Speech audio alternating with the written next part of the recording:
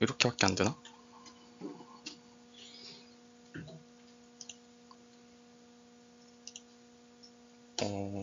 일단 시작하겠습니다.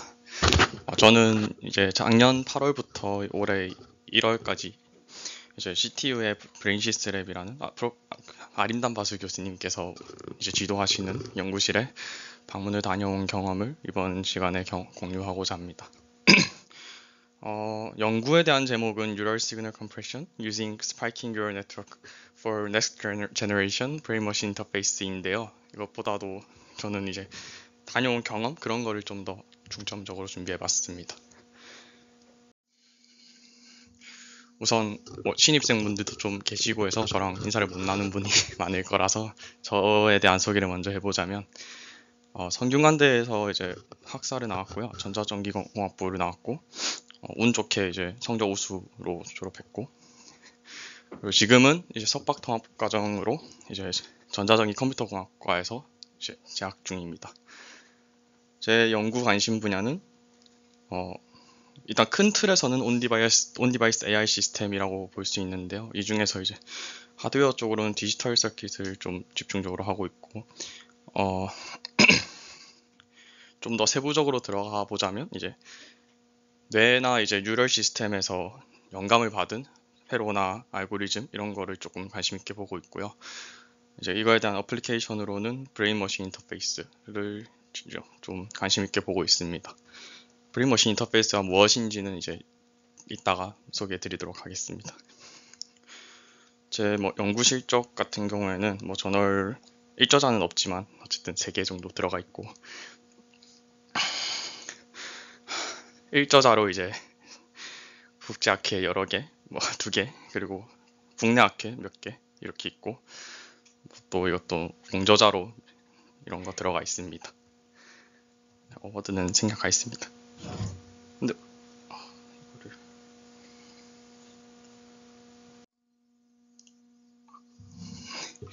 오늘 이제 소개해드릴 목차는 이렇게 다음과 같습니다. 먼저 이번 방문을 통해서 경험한 것들 먼저 소개를 드릴 거고요. 그리고 제가 방문 기간 동안 연구한 거에 대한 이제 기본 지식과 모티베이션을 소개해드리고 그런 모티베이션을 해결하기 위해서 어떤 방법을 제시했는지 이제 설명드린 다음 마지막으로 어떤 성과가 있었고 이제 앞으로는 어떤 연구를 진행해 나갈 것인지를 소개해드리도록 하겠습니다. 숨 좀 고르고 아까 뛰어가지고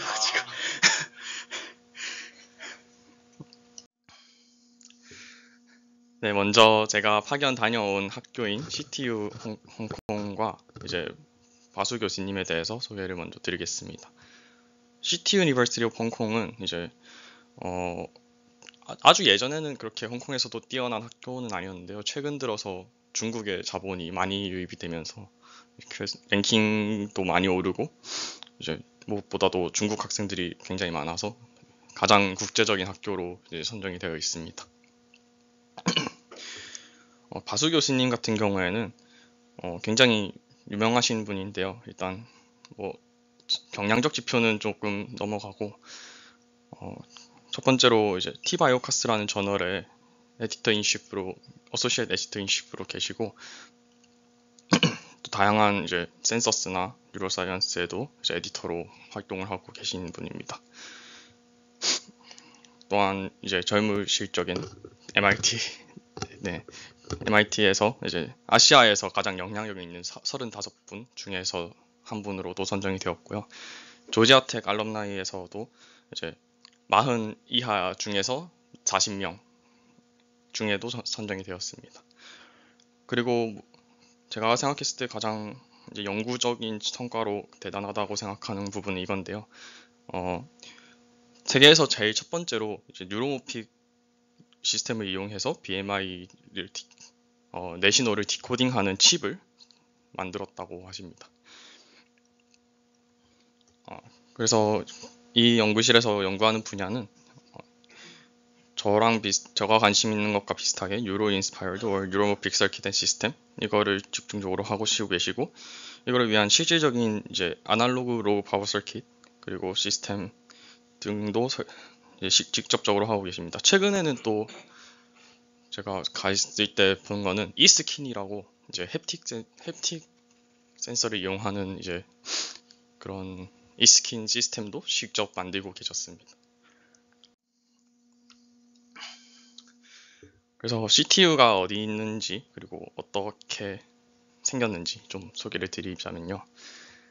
홍콩에서 조금 부유층이 산다고 할 수 있는 카오룽퉁에 위치해 있는데요. 카오룽퉁에서 내리면은 바로 앞에 페스티벌 워크라는 이제 그 쇼핑몰이 있습니다. 엄청 큰 쇼핑몰인데 이것과 이제 학교가 연결이 되어 있어서 그냥 이 지하철역에서 나와서 바로 이게 학교의 정문입니다. 이쪽이. 그래서 제가 첫 번째로 있었던 오피스는 이제 여기서 바로 왼쪽으로 꺾으면 내려가면 있는 오피스였고요. 이게 오피스를 제가 한번 옮겼는데 이거에 대한 설명을 좀 드리자면 CTU가 공간이 워낙 좁다 보니까 원래도 이제 오피스를 옮기는 게 굉장히 빈번하게 일어난다고 합니다. 게다가 랩도 저희처럼 한 연구실마다 공간이 배정되는 게 아니고 그냥 동기들끼리 그냥 그때 자리 남는 오피스로 배정을 한다고 하더라고요. 그래서 같은 브레인시스 랩 멤버들끼리도 거의 다 찢어져서 한 3개의 오피스 정도에 원래 있었는데 이거를 또 합치려고 하다 보니까 한 번 더 옮기게 된 것 같았습니다. 제가 딱 그 옮기는 기간 중에 가서 이제 한 번 옮기게 되었었습니다.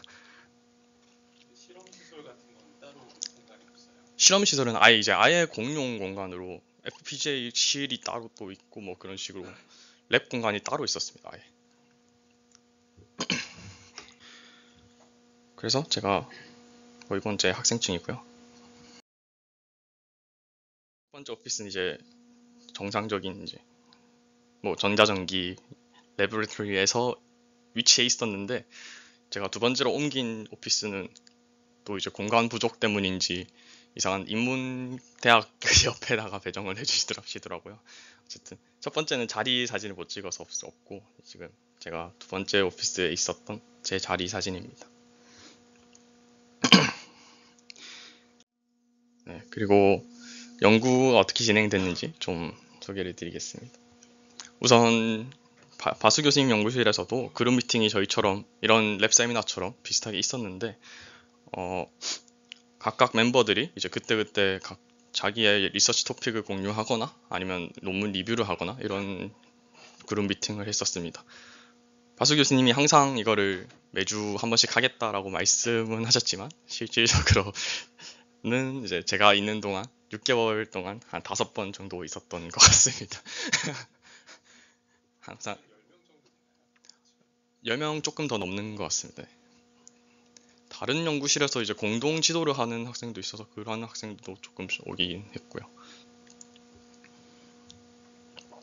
그리고 개별적인 이제 연구 미팅은 때때로 이제 가끔씩 교수님께서 이메일로 업데이트 한번 해달라고 말씀을 하시는데요. 그럴 때 이메일로 내용 정리를 해서 보내드리고 만약 좀 더 논의가 필요하거나 피드백을 좀 더 구체적으로 받아야 된다 하면은 이제 직접적으로 한번 오피스에 가서 만나 뵙고 얘기를 나누고 그런 식으로 진행을 했습니다. 그리고 아마 이게 제일 궁금해 하실 것 같아서 한번 사진을 좀 넣어봤는데요. 시티 유니버시티가 별명이 하나가 있습니다. 시티 칸틴 유니버시티라고 뭐 그래도 홍콩에서는 학식이 그래도 괜찮다고 알려져 있더라고요. 그래서 학식당들이 꽤 있는데요.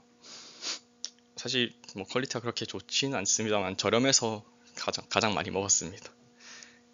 종류로 보면 한 이렇게 5개 정도가 있고 이거는 이제 페스티벌 워크라는 쇼핑몰 내에 있는 것들인데 이런데도 자주 먹었습니다. 학식을 좀 말씀드리면 이거는 가장 기본적인 홍콩식 이제 2DC 밀이라고 2개 반찬과 밥과 이제 음료 이렇게 세트로 나오는 건데요. 한 5,000원 정도 해서 꽤 괜찮은 가격에 먹을 수 있었습니다. 이 음료는 홍콩의 문화라서 그런지 매번 제공이 되거든요. 그래서 똥육령 뭐 이런 똥라이차 이런 거 다 먹고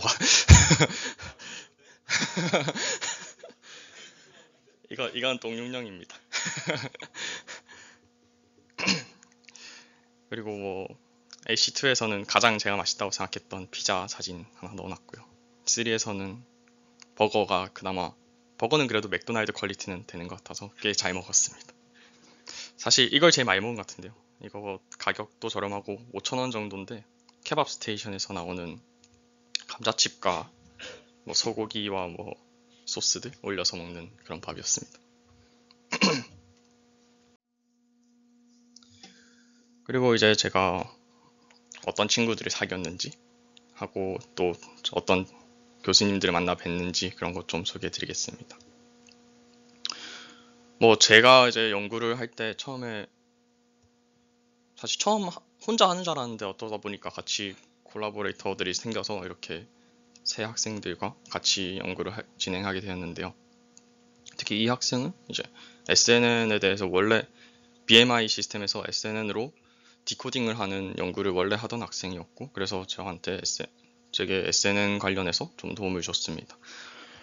그리고 이 학생은 인메모리 컴퓨팅 이거 회로를 직접적으로 설계하고 하는 학생이었고요.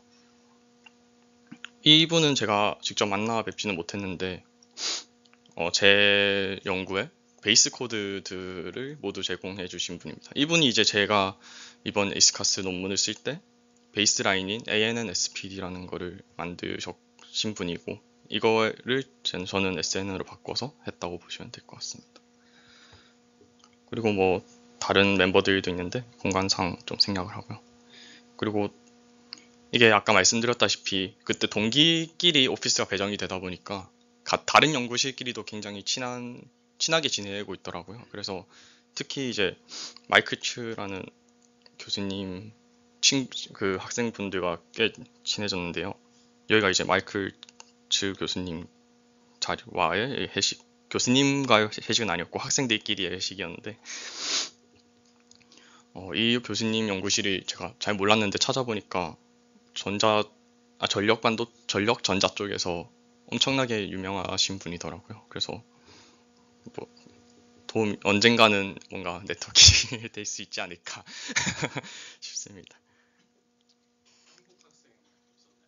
한국 학생은 네, 지금 한 번도 못 봤어요. 지나가다가 본 적은 있는데요. 인사를 하거나 뭐 그러진 못했습니다. 이 친구 마크예고, 뭐 이분은 이제 형님이신데 네이처 커뮤니케이션을 이번에 하나 억셉트 되셔가지고 굉장히 축하를 받았던 그런 분입니다. 이분이 또 LLM에서 소프트맥스 함수를 이제 인메모리 컴퓨팅에서 어떻게 해결할지 그거를 네이처 커뮤니케이션에 낸 거거든요. 그것도 나중에 관심 있으시면 한번 보시면 좋을 것 같습니다.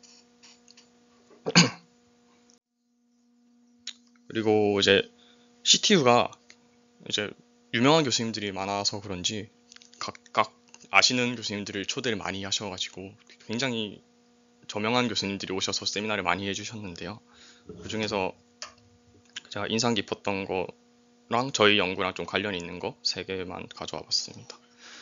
이란첸 교수님은 이제 저 지니님도 가시겠지만 오셔가지고 이제 Big AI for Small Device라는 주제로 뭐 프루닝이랑 뭐 그런 가장 기본적인 경량화 기법들 이런 걸 좀 소개해 주셨고요.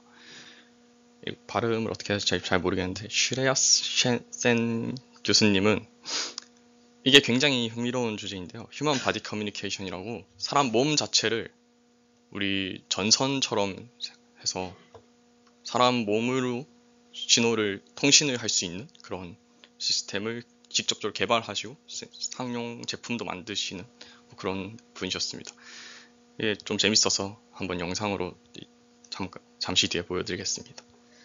그리고 토비 데이브룩이라는 저희 DBS 연구의 이제 대가라고 보일 수 있는 분인데요.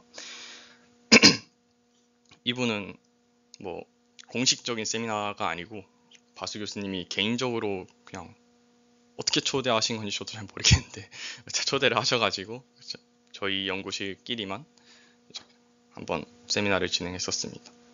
그래서 그거를 저희 연구실에도 공유를 해드렸었고요. 저희 연구실 유튜브에 업로드가 되어 있으니까 관심 있으신 분들 한번 찾아보시기 바랍니다. 그리고 그때 오셔서 말씀하신 게 만약 너네가 재정적 지원을 다 받아올 수 있으면은 방문 학생은 언제든지 환영한다고 말씀을 해주셔서 혹시 뭐 나중에 관심 있으시면은 연락해 보셔도 좋을 것 같습니다. 그래서 이 휴먼 딴 거는 사실 저희가 알고 있는 분야라서 휴먼 바디 커뮤니케이션 한번 보여드리겠습니다. 못 보여주나요? My name is Shreyas Sen.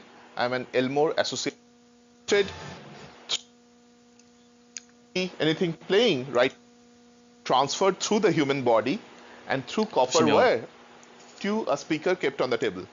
This is a standard Android phone with a USB-C connector that has the body communication chip inside there, and you don't see anything playing right now. As soon as I touch, 이렇게 you start to hear 여기에 music, 바디 커뮤니케이션 칩을 장착해 which means the 주시고 music was not flowing 이거를 through 아무 the 선 airwaves 없이 like 그냥 Bluetooth, 몸만으로 but instead 이렇게 연결을 through 하면 my body. 신호를 전달할 수 And you 있는 can see even if I keep my hand up, it does not work. But as 뭐 soon as I 문제는 touch, it 없어 works, 보이시. showing that the signals are 자, secured 내용 in a 이해를 잘 bubble around 못했는데 뭐 me 마그네틱 and 필드를 is 뭐 getting 이용해서 어떻게 passed through 한다고 any other 하시더라고요. conductor.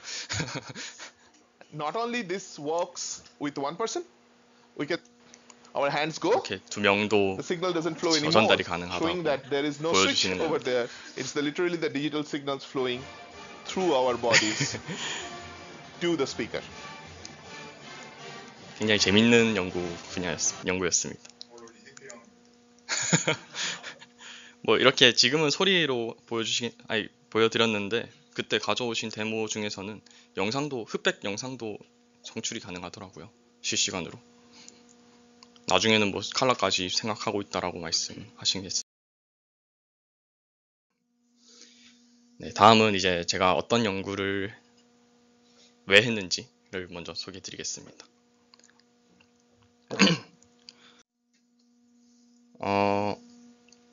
제가 이제 이 연구를 하는 가장 궁극적인 목표가 이제 Next Generation Implantable BMI라는 주제인데요.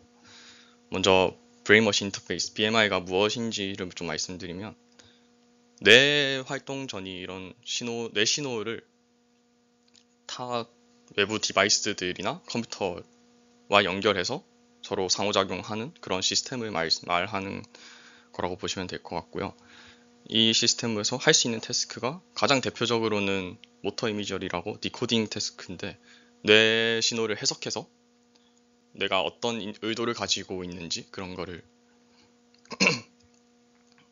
디코딩하는 그런 태스크가 하나가 있을 거고, 두 번째로는 뭐 내가 상상하는 이미지나 그림들 그런 거를 뇌 신호만으로 가지고 다시 재복원하는 그런 태스크도 있고요.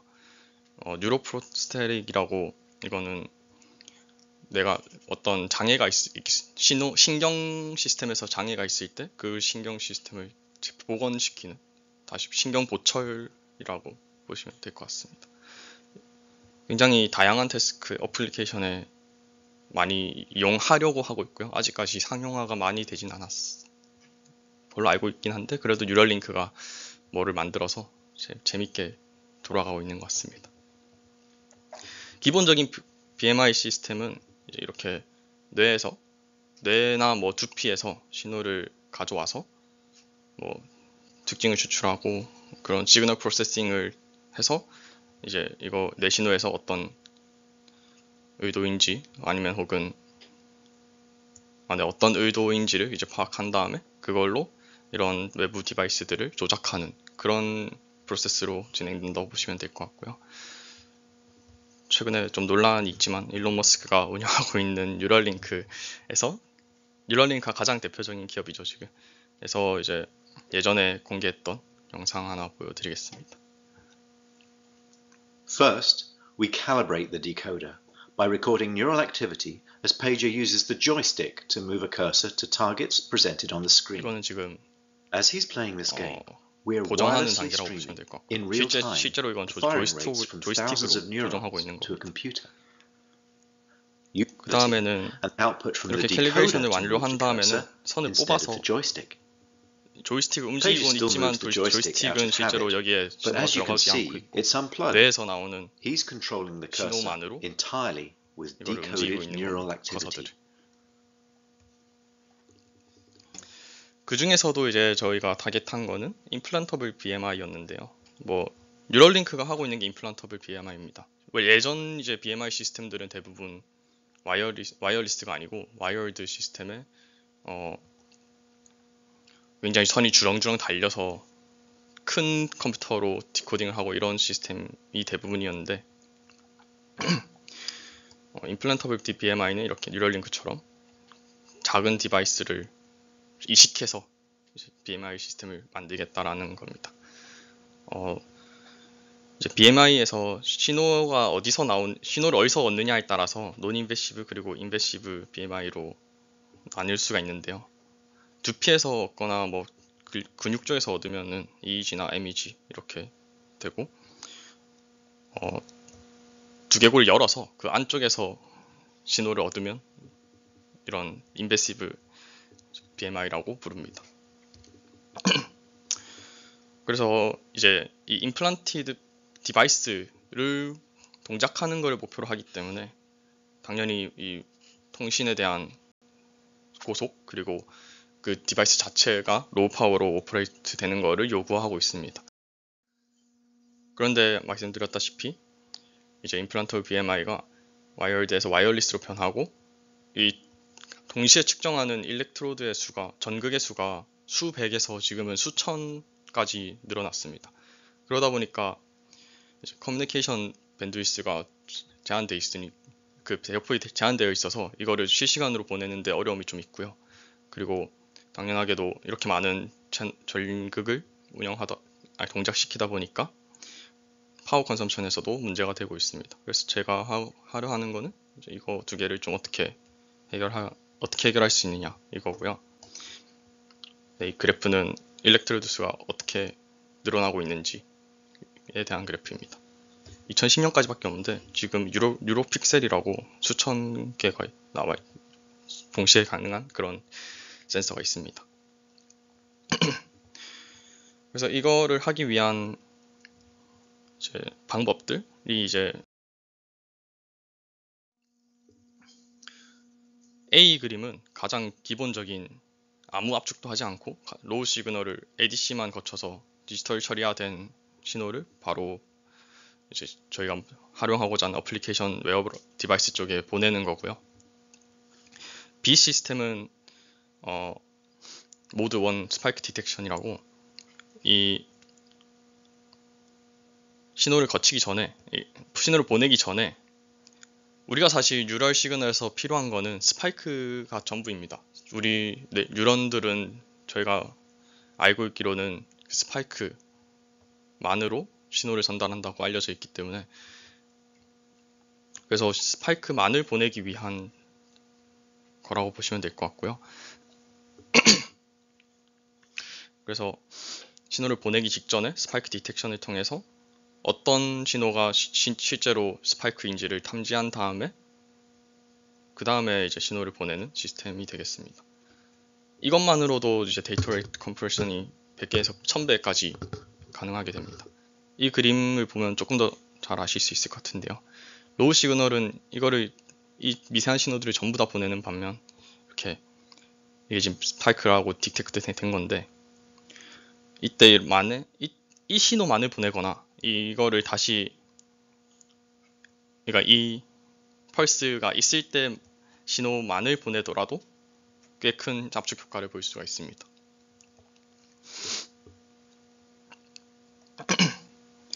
그 다음 모드 2는 스파이크 소팅이라고 이 디텍트 된 스파이크들이 어떤 뉴런에서 왔는지 그런 것까지도 분류하는 작업인데요. 그렇게 함으로써 뭐 압축 효과가 더 늘어나진 않지만 그래도 그 뒷단 어플리케이션에서 조금 더 많은 정보를 활용할 수 있다 이런 장점이 있습니다.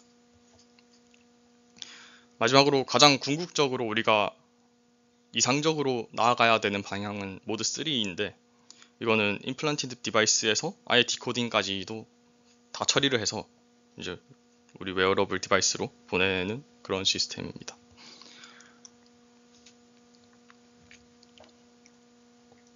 제가 사실 이번 연구에서 했던 거는 모두 원인 스파이크 디텍션입니다. 혹시 뭐 이해가 안 되시는 부분이 있을까요? 뭐 없겠죠? 그래서 이제 스파이크를 어떻게 디텍팅 하는지 좀 말씀드리겠습니다. 이게 이제 뉴럴 시그널이라고 보면요, 가장 티피컬한 이제 스파이크 디텍터들은 두 개가 나오지?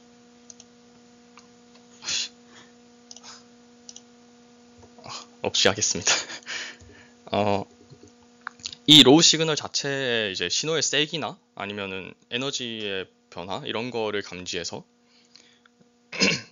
이제 스파이크를 디텍팅 하는데요. 그러니까 이런 신호가 일정 스레스홀드마다 크면은 그냥 스파이크라고 탐지한다, 이렇게 보시면 될 것 같습니다. 그래서 기본적으로 아날로그 서킷으로 보통 구현이 되고, 그렇지 않으려면은 이제 리얼 밸류 시그널로 처리를 해야 되는데, 그거는 이제 디지털 시스템에서는 문제가 있어서 좀 제한이 있다고 봤고요. 또한 이 로우 시그널을 사용하다 보니까 결국에는 이 신호를 계속 가지고 있어야 된다라는 한계도 있어서, 저희가 바수 교수님이 이제 제안했던 거는 이벤트 베이스드 뉴럴 센서입니다. 이벤트 베이스드 뉴럴 센서는 이 로우 시그널들을 아래 그림과 같이 변화의 폭이 클 때 이제 이벤트들을 생성해서 그 이벤트 신호만으로 이제 어떤 동작을 시키겠다, 이런 건데요. 저희가 이제 그때 그 동작으로 목표로 했던 거는 스파이크를 탐지한다라는 거였습니다. 보시면 이제 신호의 세기가 이 타임 스텝에서 크게 변할 경우 이제 크게 플러스로 변할 경우 온 이벤트가 하나 생기고, 또 이렇게처럼 오히려 작아질 경우 오프 이벤트 이렇게 생긴다고 보시면 될 것 같습니다. 이게 이제 원래는 아까 말씀드렸던 토비 교수님이 개발하신 DBS라는 거에서 먼저 사용이 됐는데, DBS는 홍채에서 이제 영감을 받아서 만든 뉴로모픽 비전 센서입니다. 이거는 우리가 생각하는 이미지 센서의 각 픽셀에서 이제 밝기의 변화가 있을 때마다 이것처럼 밝기의 변화가 커지면은 온 이벤트를 발생시키고 줄어들면은 오프 이벤트를 발생시키는 그런 센서입니다. 이것과 똑같이 동작한다고 보시면 될 것 같습니다. 이것도 사실 이렇게 리얼 밸류 시그널을 이렇게 바이너리 혹은 터너리한 값으로 바꾸는 거기 때문에 이것만으로도 컴프레션을 15배에서 20배까지 할 수 있습니다. 이렇게 이벤트로 변환한 신호를 가지고 스파이크 디텍션을 하려고 하는데요. 이게 2023년 전까지는 이렇게 굳이 이벤트를 만들어 놓고 다시 이거를 원래 로우 시그널처럼 복원을 해서 그 상태에서 이제 앰플리튜드나 에너지 베이스로 탐지를 하고 있었습니다. 그러니까 사실은 이벤트 센서에서 이 시그널 자체의 압축의 효과는 거의 보지 못하는 거라고 생각을 했고, 그래서 바수 교수님이 처음 제시했던 거는 이벤트 스트림을 다이렉트리 이용해서 뭐 EVSPD랑 ANN-SPD를 같이 제안하셨는데요. EVSPD는 이것만으로 이벤트 카운트를 해서 이벤트 개수를 카운트해서 언제 스파이크가 있는지를 찾아내는 방법이고, ANN-SPD는 이제 저희가 비교 대상으로 삼았던 이제 Artificial Neural Network를 이용해서 이용해서 스파이크를 디텍션하고 있었습니다. 그런데 이제 기본적인 ANN을 이용했다 보니까 당연히 컴퓨테이션이나 메모리에 대한 오버헤드가 있을 수밖에 없고요. 그렇다 보니 타겟 자체를 온 임플란트 디바이스로 안 하고 웨어러블 디바이스, 오프 임플란트를 타겟으로 이제 하셨었습니다. 저희는 이 ANN-SPD의 성능을 그대로 따라가면서 온 임플란트를 타겟으로 SNN을 이용해서 그거를 해결하고자 하였습니다. 그래서 제가 제안한 방법을 예, 알겠습니다. 먼저 스파이킹 뉴럴 네트워크는 이제 그냥 저희가 일반적으로 알고 있는 ANN의 뉴런은 이제 그냥 합하고 뭐 액티베이션 하는 그런 형태인데, SNN은 인풋을 전부 다 바이너리로 만들고, 그리고 중간에 멤브레인 포텐셜이라는 게 있어서 이거를 누적시켰다가 스텔소이드를 넘기면 스파이크를 생성하고, 이런 뉴런을 이용해서 뉴럴 네트워크를 구성하게 됩니다. 그러다 보니까 모든 신호가 바이너리하게 이제 전달이 돼서 이제 에너지가 좀 더 줄일 수 있고 병렬적인 컴퓨팅이 가능하게 됩니다. 그리고 아까 말씀드렸다시피 멤브레인 포텐셜을 이제 모으다 보니까 그 뉴런 구조 자체가 템포럴 피처를 추출할 수 있는 특징이 있습니다. 그래서 더 적은 모델 사이즈로도 더 나은 성능을 보였던 것 같습니다. 이거는 뭐 전반적인 오버뷰인데 생각하고요. 이것도 이벤트 컨버전을 어떻게 했는지에 대한 그림이고, 이게 제가 이제 만들었던 ANN-SPD의 동작 구조입니다.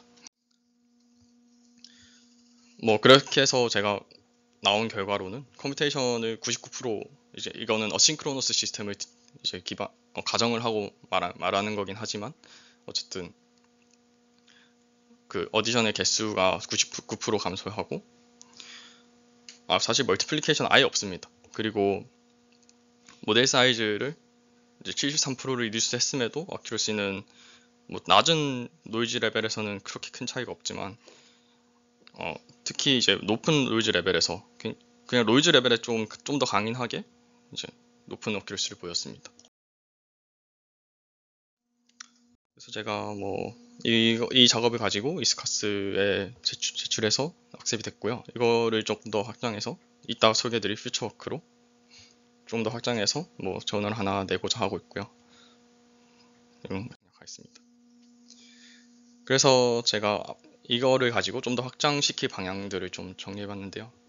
첫 번째로는 이제 서킷을 디자인하려고 하고 있습니다. 당연히 뭐 파워 메모리, 넘버 채널 고려를 하면서 해야 될 거고요. 또한 아까 말씀드렸던 스파이크 솔팅이라는 것 자체가 사실 마지막 레이어만 조금 바꾸면은 솔팅을 클래시파잉 할 수 있는 거라서 그걸로까지 확장을 하는 거를 생각하고 있습니다. 또한 이제 뉴로픽셀이라고 아까 말씀드린 가장 최신의 임베디드래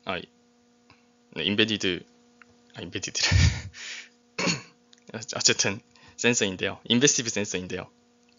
이런 리얼 뉴럴셀 시그널로 이제 실험을 하고자 하고 있습니다. 이 데이터셋은 바수 교수님 뭐 가지고 계시다고 하시더라고요.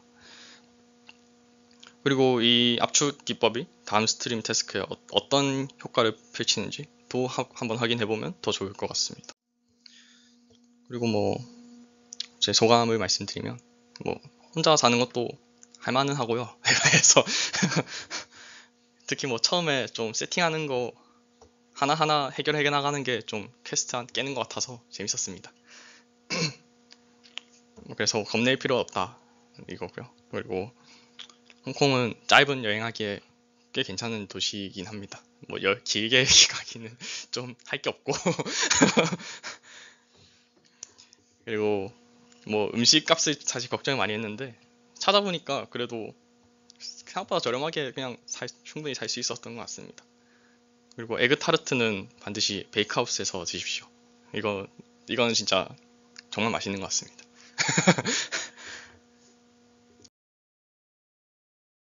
네, 그렇게 발표는 마무리 하겠습니다. 뭐 질문 있으시면은 해주셔도 좋습니다.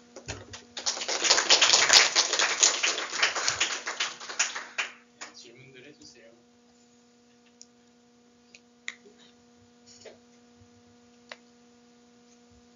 네. 재밌게 잘 적었고요. 공부방량 두 가지 정도 있는데 아까 14페이지에서